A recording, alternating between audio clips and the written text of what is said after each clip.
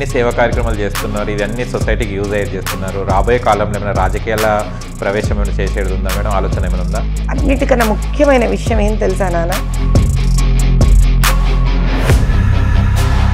ఆ కిక్కు కోసం I want get into politics. Bandi Sanjay గారు ఉన్నారు, పట్టినప్పుడు ముస్లిమ్స్ అండ్ హిందూస్ అనే తేడా విభేదాల వల్లనే ఇక్కడ మైనస్ పడుతుందని చెప్పడం జరిగింది. మోదీ గారు ఏ రోజని విడగొట్టలేదు. లేదు. సో ఆ నిలబడితే కూడా ఒకవేళ అవకాశం వస్తే నేను ఓల్డ్ సిటీ నుంచే నిలబడతాను.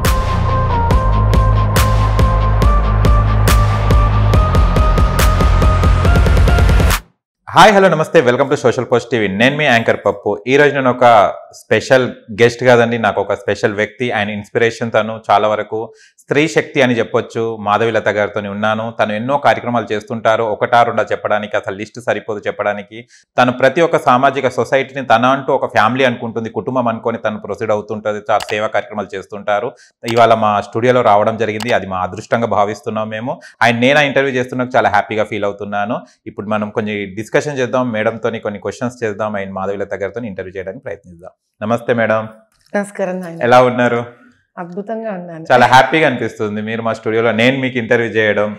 మాధవిలత గారు పిల్లలకి ఫ్రెండ్లీగా ఉంటారా, స్ట్రిక్ట్ మదర్గా ఉంటారా? అది మీరు పిల్లల నుంచే తెలుసుకోవాలి ఏదో ఒక రోజు. ఎందుకంటే నేను ఎంత ఫ్రెండ్లీగా ఉన్నానని నేను చెప్పొచ్చు అంటే, ఒకటి నేను ఈ రోజు దాకా పిల్లల మీద చెయ్యెత్తలేదు. ఇప్పుడు మీతో నేను ఎలా మాట్లాడుతున్నాను, నేను అలాగే మాట్లాడతాను వాళ్ళతో. ఓకే, వాళ్ళని తిట్టను. ఓకే. అండ్ చూస్తే కనుక ప్యానిక్ టైం వచ్చింది మనకు, కోవిడ్ అనేది. అప్పుడు కోవిడ్ లైఫ్లో ఏం నేర్చుకున్నారు మేడం? అండ్ కోవిడ్ తర్వాత లైఫ్ ఎలా ఉండే? అంటే కొంచెం జనాలు చూసాం మనం, ఏదో పైసల కోసం ఎగబడుతుంటాం, డబ్బు అది ఇది అని, కానీ ఆ టైంలో మనకు అంతా లైఫ్ నేర్పించింది. మీరు దాని నుంచి ఏం నేర్చుకున్నారు మేడం? కోవిడ్ టైంలో నేను నేర్చుకుంది ఒకటే నాన్న, దేశానికి ఒక ఆపత్తు వచ్చినప్పుడు నువ్వు దేశానికి ఏమి ఇయ్యగలవని పరీక్షించే కాలమే కోవిడ్ లాంటి టైం. ఎస్. ఆ రోజు కనుక దేశానికి ఒక వ్యక్తిగా మనం ఉపయోగపడలేకపోతే ఆ దేశంలో పుట్టి వ్యర్థం, వేస్ట్. దేశం అంటే మాతృభూమి, అమ్మకి పనికిరాని జీవితం దేనికినైనా ఇంకా. So that is only thing I have learned in life. Life is so short. అది ఏదో ఒక రూపంలో మన దగ్గర మృత్యు రూపంలో వస్తుంది. ఆ మృత్యువు నీకు రూపంలో వచ్చిన ఒక దేశానికి వచ్చిన సమస్య సమయంలో నీవు తిరిగి దేశానికి ఒక సైనికుడిలా ఎలా నిలబడగలవు అనేది నీ personality. That is what I think. I loved to stand up for the country at that point of time. 100 ventilators తుప్పుపడి పక్కన పడిపోతాయి అని మాకు తెలిసినా కూడా భార్యాభర్తలం ఇద్దరం we bought 100 ventilators at that point of time. Second time Covid అప్పుడు బెడ్ లేదు అని చెప్పని ఏకైక హాస్పిటలే విరించి. సూపర్. అప్పుడు చాలా పేరు వచ్చింది, చాలా వరకు చాలా మంచి పేరు ఉంది. హాస్పిటల్ అంటే మంచి పేరు, మంచి అసలు హాస్పిటల్కి వెళ్ళినట్టే ఉండదండి. చాలా వరకు మేము విన్నాం, రివ్యూస్ ఇవన్నీ విన్నాం. ఐఎమ్ హ్యాపీ యాంకర్ గా మీరు ఆ మాత్రం హోంవర్క్ చేసి మా గురించి చెప్తున్నారు కాబట్టి I'm thankful to you. Okay, thank you madam, thank you. And చూస్తే కనుక ఇప్పుడు మీకు సోషల్ వర్క్ చేస్తున్నారు కదా, ఎలాంటి కార్యక్రమాలు చేస్తున్నారు మేడం? నేను ఇది అది అని ఉండదు నాన్న. మెడికల్ క్యాంప్స్ చేస్తాను, medical camps free distribution of medicines చేస్తుంటాం. 1008 ఫ్రీ నార్మల్ డెలివరీస్ డిక్లేర్ చేశాము. ఇది కాకుండా ఎవరికైనా హెల్త్ వైజ్ ఏదైనా ఇబ్బంది ఉండి వాళ్ళు ఏ గవర్నమెంట్ హాస్పిటల్కి వెళ్ళడం ఇష్టపడకపోతే కార్పొరేట్ హాస్పిటల్స్కి వెళ్ళాలని కనుక వాళ్ళకు ఒక రిక్వైర్మెంట్ ఉంటే కనుక 20%, 25%, 30% ఎంత అవసరం, ఎంత వీలుంటే అంతవరకు వాళ్ళ పాకెట్ని బట్టి మేము చూసి డిస్కౌంట్స్ నా తరపున ట్రస్ట్ తరపున వస్తే చేస్తూనే ఉంటాము. అలా చాలా సర్జరీస్ చేశాము మెడికల్ పరంగా.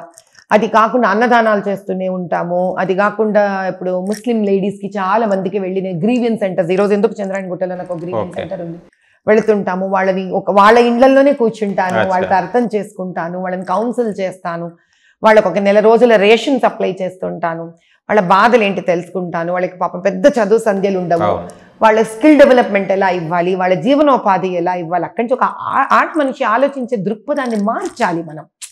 ఇప్పుడు ఆవిడ ఎంతసేపు ఆవిడ ఘోష వినిపించుకోకపోతే బయట ప్రపంచము, మరి ఆవిడలో మార్పు ఎప్పుడు వస్తుంది? ఆలోచించే మార్పు. అంతమంది పిల్లల్ని కంటారు, వాళ్ళకి తిండ్లు ఉండవు, చదువులు ఉండవు, ఉద్యోగాలు ఉండవు, మరి వాళ్ళు వేరే రకంగా ఆలోచించి ఇప్పుడు వాళ్ళ దుర్మార్గంగానో ఆ ప్రవృత్తి వాళ్ళలో ఖచ్చితంగా మారిపోతుంది కదా. అలా వాళ్ళకి ఇంకా వేరే హిందూ స్త్రీలకు వచ్చేసరికి వాళ్ళకి కావాల్సిన కౌన్సిలింగ్స్, వాళ్ళకి ఏదన్నా మళ్ళీ వాళ్ళ ఆరోగ్య సహాయ సహకారాలు, గర్ల్ చైల్డ్కి కావాల్సినవన్నీ చదువు ఇబ్బంది పడుతున్నారు, గవర్నమెంట్ స్కూల్స్ ఉన్నాయి, లేదా పుస్తకాలు కావాలి, కాలేజెస్కి వెళ్తున్నారు, బస్ పాసులు కావాలి. కానీ నేను ప్రైవేట్ ఇన్స్టిట్యూట్స్కి వెళ్ళేది ఏవి ఎంకరేజ్ చేయను. అందరు గవర్నమెంట్ స్కూల్స్, అంగన్వాడీనో, గవర్నమెంట్ కాలేజెస్, నేను ఎప్పుడు I only work towards that direction. మేము ప్రైవేట్ స్కూళ్ళలో చదువుతున్నాం, ఫీజులు కట్టలేదంటే నాకు చేత కాదు నాన్న అని చెప్తాను. మీరు గవర్నమెంట్ స్కూల్కి వెళ్ళండి, మీకు ఏం కావాలి అక్కడ, పుస్తకాలు కావాలా కొనిస్తాను, చెప్పులు కావాలా కొనిస్తాను, బ్యాగ్ కావాలా కొనిస్తాను, హెల్త్ బాగాలేదా చూపిస్తాను, యంగ్స్టర్స్కి కౌన్సిలింగ్స్ తీసుకుంటూ ఉంటాను. అలా ఇది అది అని ఉండే ఆధ్యాత్మికంగా I also give speeches. So ఇదా అదా అనేది లేదు. ఇప్పుడు ఎవరో మొన్న ఆ అమ్మాయి ఉండింది, షీస్ ఫ్రమ్ దంగల్ అమ్మాయి, ఆ అమ్మాయి పేరు పూజానో ఏదో ఉంది. ఆ అమ్మాయి ఢిల్లీ స్పోర్ట్స్ స్కూల్కి సెలెక్ట్ అయింది. ఆ అమ్మాయికి అదేంటి మన ప్రోటీన్ డ్రింక్స్, షూస్, కిట్ అన్నీ కొనించి, షీ కమ్స్ ఫ్రమ్ పాపం పువర్ హిందూ ఫ్యామిలీ అమ్మాయి, మొత్తం కిట్ చేయించి పంపించాను ఆ అమ్మాయికి. అలా దాని తర్వాత ఒక నెల తర్వాత ఒక ముస్లిం ఫ్యామిలీ నుంచి అబ్బాయి వచ్చాడు. ఆ అబ్బాయి పాపం క్రికెట్ వాడికి చాలా ఇష్టము, వాడు ఒక లెవెల్ ఆఫ్ సెలెక్షన్స్ వచ్చాడు. వాడు క్రికెట్ బ్యాటో ఏదో కిట్ కావాలి, అది కొనిచ్చాను. ఇంకో పిల్లవాడు వచ్చాడు, వాడు చదువుకుంటాడు కానీ వాడికి బుక్స్ కావాలి ఇంటర్మీడియట్. మా ఇంట్లో మా పిల్లలు ఇద్దరు IITians, వచ్చినవాడు చదువుతాడు, బాబు చదువుతుంటే పెద్దమ్మ IIT అయిపోయింది. అలా వాళ్ళకి పుస్తకాలు అన్నీ దానం చేశాం వీలైనంత, ఇంకా ఉన్నాయి. సో పిల్లలు ఈ ఇంటర్వ్యూ చూసాక ఎవరైనా మాకు బుక్స్ కావాలి అని అంటే నీ ద్వారా కూడా మాకు దగ్గర రావచ్చు. We will help them from MPC, BIPC, ఇలా ఏ పుస్తకాలు కావాలన్నా హెల్ప్ చేస్తాను. ఇది అది అని లేదు నాన్న. నేను ఒక చోట నేను రిస్ట్రిక్ట్ చేసుకోను. నేను ఏం కొంతమంది బట్టలు ఉంటావు, బట్టలు సరఫరా చేసాం. ఆడవాళ్ళు రోడ్ల మీద పాపం ఒక దుప్పటి వేసుకొని కూరగాయలు అమ్ముకుంటుంటారు, వాళ్ళకి పుష్ కార్ట్స్ అంటే తోపుడు బండ్లు అది ఇచ్చాను. సో ఇదా అదా అంటే నేను చెప్పలేను. ఎవరెవరికి ఏ అవసరం ఉంటుందో నేను ఫస్ట్ వింటా. నేను ఫస్ట్ ఐ గివ్ ఇయర్, వింటా. నేను చెయ్యగలనా చెయ్యలేనా అని వినిన తర్వాత ఆలోచిస్తాను. అంతేగా నేను ఎప్పుడు ఒక ఏరియాకి రెస్ట్రిక్ట్ చెయ్యను. ఇప్పుడు కోవిడ్ టైంలో 600 కూచిపూడి డాన్సర్స్ వాళ్ళ ఫ్యామిలీస్కి ఆంధ్ర మళ్ళీ entire Andhra belt plus few Hyderabad బెల్ట్లో నా వరకు వచ్చింది. ఎక్కడి నుంచి వచ్చినప్పుడు వెంపటి చిన్న సత్యం గారు వాళ్ళ అబ్బాయి కాలం చేయక ముందు నన్ను అడిగారు, ఫోన్ చేసి, అమ్మ మీ పేరు విన్నాము, మీరు చాలా నో అనరంట మీరు. నేను అంత మహానుభావరాన్ని కాదు, మీరు అడిగే స్కేల్ ఏంటో నాకు తెలియదు అంటే 600 కుటుంబాలకు పంపించాలి. నేను అన్నాను, ఎంత చేయగలనో నాకు తెలియదు. మీరు అన్నారు కదా నేను నో అననని, అది నా ప్రవృత్తి, అంటే దట్ ఈస్ మై మెంటాలిటీ. నేను స్టార్ట్ చేస్తాను ఇవ్వడం, ఆ తర్వాత అమ్మవారి దయ ఉంటే అది ముందుకు వెళ్ళిపోతూనే ఉంటుంది. ఆశ్చర్యంగా 600 ఫ్యామిలీస్ కవర్ చేసేసాం. Super madam. 1500 గుళ్ళకు కోవిడ్ టైంలో గుడికి వెళ్ళి మేము రేషన్ సప్లై చేసాం టెంపుల్స్లో. సో అలా మొన్న మద్రాసాలో చిన్న పిల్లలు ఉన్నారు, మద్రాసాకి వెళ్ళాము, అక్కడ వాళ్ళకి దుప్పట్లు పంచాం, చిన్న పిల్లలు వాళ్ళ. సో నిన్న మన కళ్యాణ్ సింగ్ గారి బర్త్డే రోజు ఒక షియా కమ్యూనిటీ వాళ్ళ ఆర్ఫనేజ్కి వెళ్ళాను నేను. అక్కడ ఆ పిల్లలకి దుప్పట్లు పంచిపెట్టాను. నాకు పిల్లలన్నా, ఆడపిల్లలన్నా, స్త్రీలన్నా చాలా గౌరవం, నాకు చాలా ప్రేమ. వీళ్ళని కనుక మనం నిజంగా సంరక్షించి ఉద్ధరించగలిగితే దేశం ఒక అద్భుతమైన భాగ్య సమృద్ధి వైపు వెళుతుంది అని ఒక నమ్మకం. మేడం, ఇది ఎంత మంచి పని చేస్తున్నా కూడా కొంతమంది మనకు ఉంటుంటారు విలన్స్ లాగా, అది అలాంటి ఎప్పుడైనా ఎదుర్కోవడం జరిగిందా? అవన్నీ వస్తూనే ఉంటాయి, నేను దాని పెద్ద పట్టించుకో. కోవిడ్ టైంలోనే మాకేం తక్కువ విలన్స్ ఉన్నారా, అదే పట్టించుకోని దాన్ని ఇంక ఇప్పుడు దీన్ని ఏం పట్టించుకుంటాను నాన్న. ఆ ఇష్యూ చేసిన ఎవరో తెలిసా మేడం? ఎందుకు ఏం చేయాలి తెలుసుకోండి, నేను ఏం చేయాలి. Okay, what should I do after that? Nothing it. అంతే కదా, I don't want to know who they are. Correct. తెలిసి ఉన్నా నాకేం సంబంధం వాళ్ళతోటి. ఇక్కడ హౌల్ హార్ట్ గా మంచిగా ఉన్నాం, బట్ అది నమ్ముకోవాలి. It's part of the life journey నాన్న. ఎవ్రీ జర్నీ స్మూత్ గా ఉండదు. పోనీ మాకు సమస్యలు ఇచ్చిన వాళ్ళ లైఫ్ స్మూత్ గా ఉంటుందా? అది లేదు, అది ఉండకపోవచ్చు. How I my worried?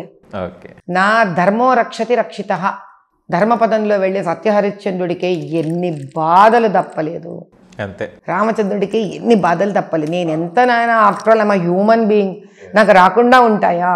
కానీ ఈ మహానుభావుల నుంచి, వీళ్ళ నుంచి నేను నేర్చుకున్నది ఏంటంటే ధైర్యం. ఏ ధైర్యం? ఏదో ఒక రోజుకి అదే వచ్చి నిన్ను రక్షిస్తుంది. అది ఏ రోజు నాకు చెప్పలేము, కామై అందులో వెళుతూనే ఉండాలి. Even if I bleed, I will only go through that path. Wait one day that it will come back to me again.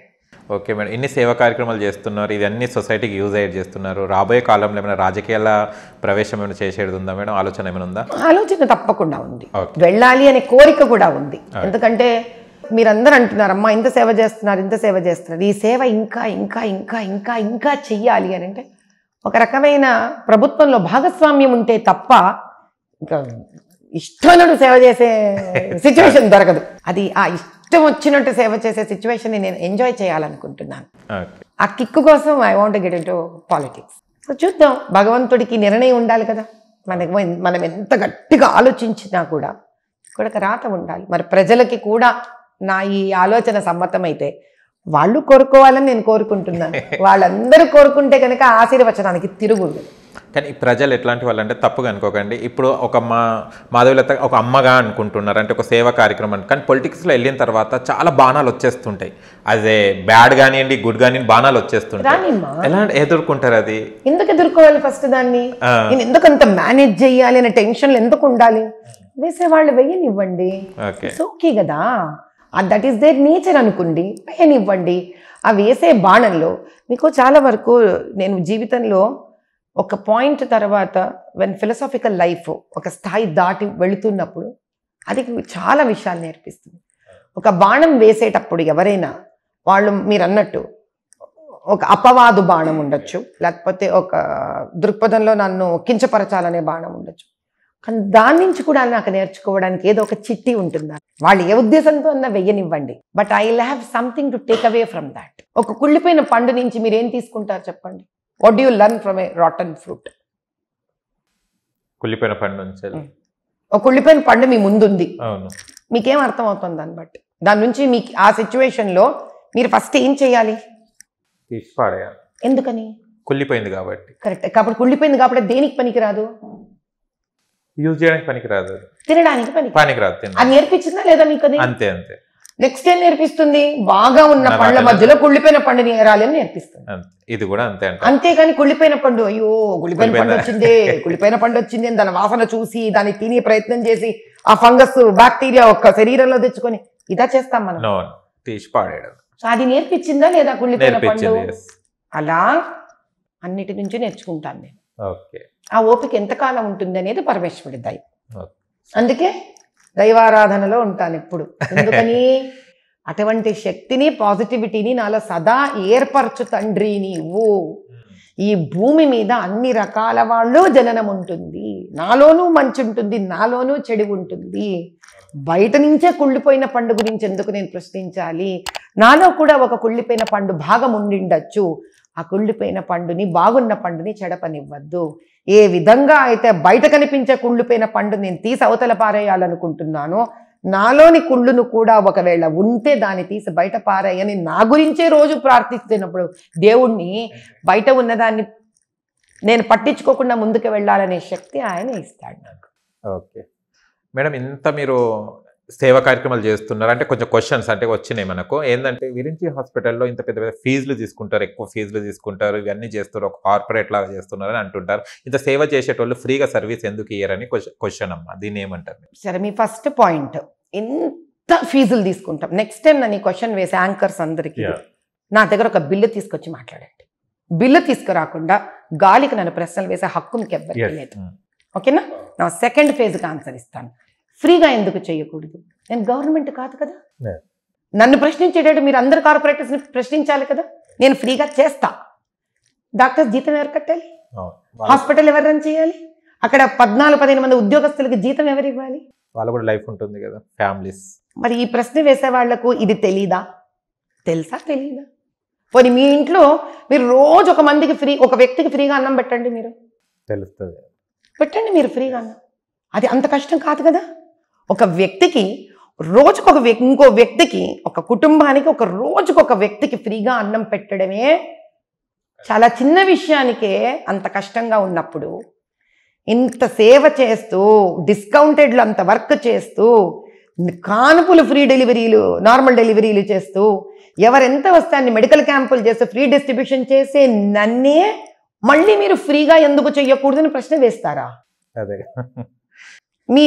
మీకే తెలియాలి. ఇప్పుడు ఈ ప్రశ్న ఎవరైతే నా వరకు పంపించారో ఇలా ప్రశ్న వేసే వాళ్ళకి ఇలా 3 వేళ్ళు వాళ్ళ పక్కకు తిప్పి ఉంటాయి.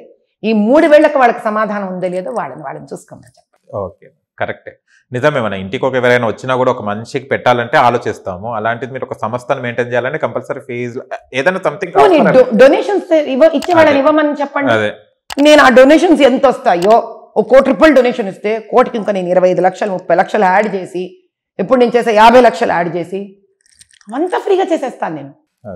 డొనేషన్స్ ఇచ్చేవాళ్ళు ఇవ్వక, ఇప్పుడు నేను లోపముద్ర చారిటబుల్ ట్రస్ట్ పెట్టాను, 16 ఏళ్ల నుంచి పనిచేస్తున్నాను. లతామా ఫౌండేషన్ పెట్టాను, చేస్తున్నాను. ఏది డొనేషన్స్ ఏవి? దాతలు లేరు, విరాళాలు ఇవ్వరు.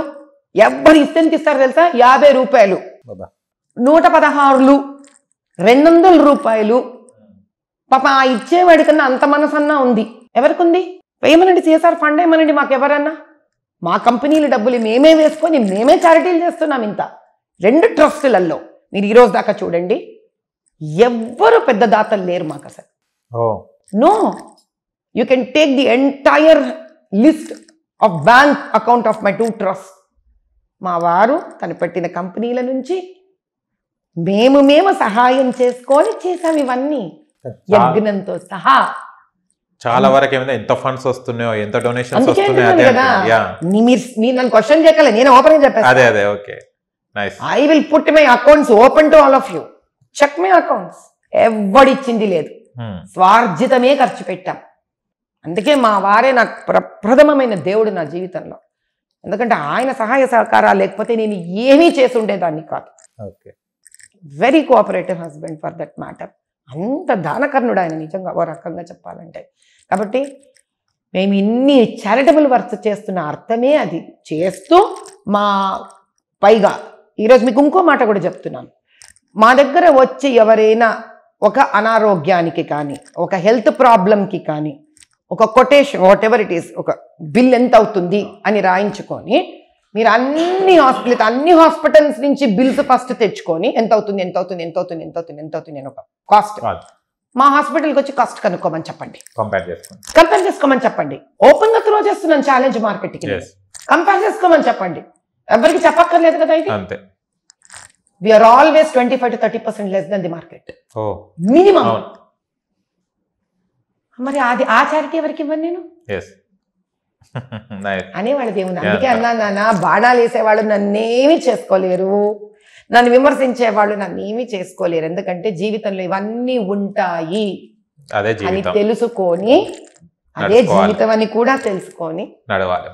మన పని మనం చేసుకోవాలి. అంతే, నా పని నేను చేసుకుంటూ వెళ్తానప్ప. ప్రజల ఇష్టం అది. కాబట్టి వాళ్ళకి ఏ రోజైనా నాలాంటి నాయకురాలు కావాలి అనే దృక్పథం వాళ్ళల్లో రావాలి, మార్పు వాళ్ళల్లో రావాలి. నా ప్రయత్నం నేను చేసుకుంటూ వెళ్తాను. ఓకే.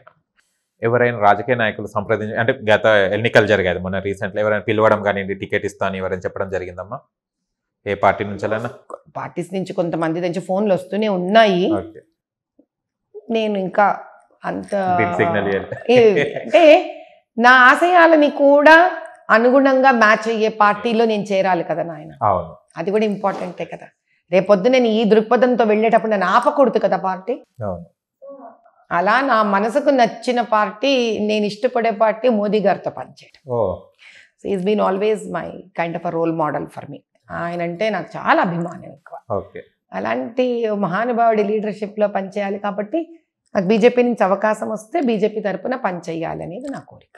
అంటే ఒక క్వశ్చన్ అమ్మా, బీజేపీ అంటే చెప్తున్నాను, మోడీ గారు ఇప్పుడు మంచి కార్యక్రమాలు చేస్తున్నారు, అది పక్కన పెట్టేస్తే మన సౌత్లో బీజేపీ అనేది లేవకపోవడానికి, డౌన్ఫాల్ కావడానికి రీజన్స్ ఏముంటాయమ్మా యాజ్ యువర్ ఎక్స్పీరియన్స్?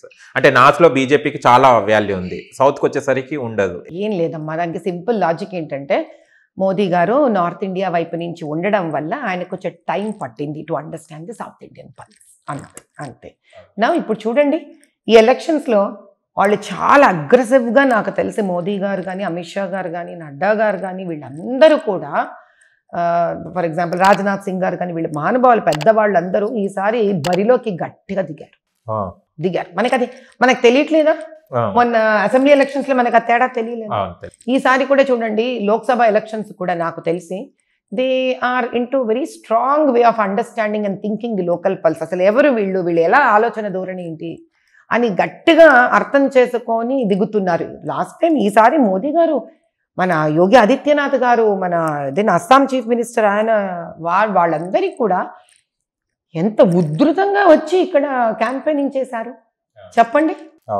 మనమంటే ఇష్టం లేకపోతే, మనమంటే శ్రద్ధ లేకపోతే నిజంగా ఇంత లెవెల్లో తెలంగాణ స్టేట్కి వచ్చి వాళ్ళు చేస్తారా? They also now are mingling with people. They also want to understand who we are. They also want to extend their love, affection and support to us. వాళ్ళు ఇన్ని రోజులు ఏం చేశారో వాస్తవంగా చెప్తాను నాన్న. మోదీ గారు సెంట్రల్ లెవెల్లో చాలా స్కీమ్స్ పెట్టారు. మనం ఇంకా గత వాటి గురించి ఆలోచించి ప్రయోజనం లేదు, కానీ ఆయన స్కీమ్స్ ఏవి ఇక్కడ సరిగ్గా ఇంప్లిమెంట్ జరగలేదు. ఆయనవి జరుగుతాయి అని నమ్మారు. అది ఎంత జరిగిందో లేదో ఇంకా ఆయనకు అర్థమైపోయింది. అందుకు ఆయన బరిలోకి దిగుతున్నారు. ఈసారి చాలా తేడా ఉంటుంది. Now it's time. రామరాజ్యం వచ్చే టైం వచ్చేసింది. సౌత్ ఇండియాలో కూడా ఖచ్చితంగా BJP will start taking its place. It's going to make a difference now.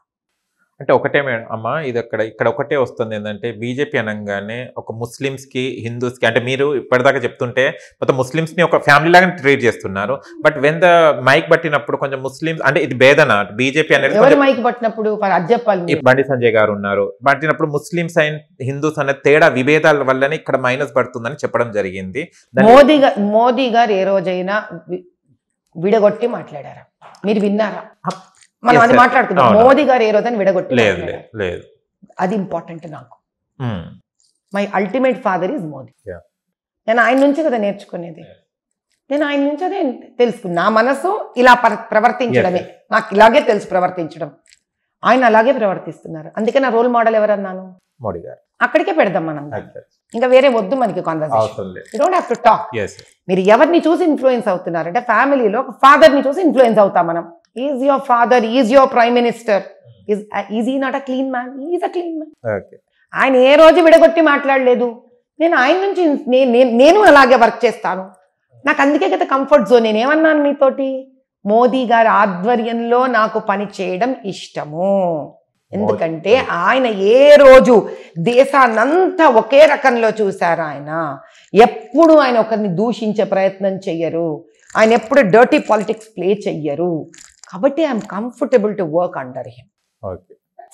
Will keep it only till there. Madam, యాగం కూడా చేస్తున్నారని విన్నాము. ఎప్పుడు ఆ యాగం ఏంటిది? 45 రోజులు ఆల్రెడీ సీతారాం బాగ్ ఓల్డ్ సిటీలో మంగళ హాట్లో సీతారాం బాగ్ మందిరంలో 45 రోజులు దేశం కోసం భారత భాగ్య సమృద్ధి యజ్ఞం చేశాం నాన్న. అందులో సహస్రచండీ సహిత అతిరుద్ర కామేశ్వరి యాగం చేశాం. అక్కడితో నాకు తృప్తి తీరలేదు. దేశం ఇంకా పురోగమం వైపు 45 రోజులకే అయిపోయేటట్టుంటే మనందరం ఇంత కష్టపడక్కర్లేదు. కాబట్టి మళ్ళీ డిసెంబర్ 22న మళ్ళీ సంకల్పం చేసి భారత Bhagya Samriddhi Yagnam part 2 we have started doing in Jubilee Hills check post పక్కన చేస్తున్నాం. అది 6 నెలల పాటు ఉంటుంది. చాలా అద్భుతంగా తయారు చేసాం. అక్కడ కూడా విన్నవాళ్ళు ఎవరైనా ఇష్టం ఉంటే కనుక వాళ్ళు అక్కడికి రావచ్చు. వాళ్ళకి ఏమైనా సమస్యలు ఉంటే కూడా ఆ సమస్యలకు అనుగుణంగా కూడా వేదోక్తంగా వాళ్ళకి కావాల్సిన హోమాలు, అభిషేకాలు కూడా చేయిస్తున్నాం. ప్రజలకు కూడా 1-on-1 చేయిస్తాం. మేము సీతారాం బాగ్లోనూ చేయించాం. అలా 10,000 మందికి పైగా వచ్చి చేయించుకున్నారు విడివిడిగా. అలా ఇక్కడ చేస్తాం. రాబోయే ఎన్నికల్లో ఎంపీగా నిలబడే ఏమైనా ఛాన్సెస్ ఉన్నాయమ్మా? నాకు నిలబడాలనే కోరిక ఉంది. సో ఆ నిలబడితే కూడా ఒకవేళ అవకాశం వస్తే నేను ఓల్డ్ సిటీ నుంచే నిలబడతాను. ఓల్డ్ సిటీ నుంచి ఇంకా వేరెక్కడి నుంచి నిలబడే నాకు కోరిక అయితే లేదు. అంటే అవన్నీ బాగా సమృద్ధిగా ఉన్నాయి. వేరే ఎంపీ కాన్స్టిట్యుయెన్సీస్ బాగానే ఉన్నాయి వీటితో పోలిస్తే. నేను ఎక్కడ బాగలేదో అక్కడికి వెళ్ళి కృషి చేయడం ఇష్టపడే వ్యక్తి. నా మనస్తత్వం ముందు నుంచి అది అంతా బాగుంటే నా అవసరం ఏముంది నాయన దానికి? నా అవసరం లేదు కదా, ఇంకెవరో చేసుకోవచ్చు దాన్ని. ఓల్డ్ సిటీకి అలా కాదు. ఓల్డ్ సిటీకి ఈ రోజు దాకా నిజమైన ధర్మమైన నేతృత్వం రాలేదు అని భావిస్తున్నాను నేను. కాబట్టి నేను ఓల్డ్ సిటీ పాత బస్తీకి నిలబడతాను అవకాశం దొరికితే.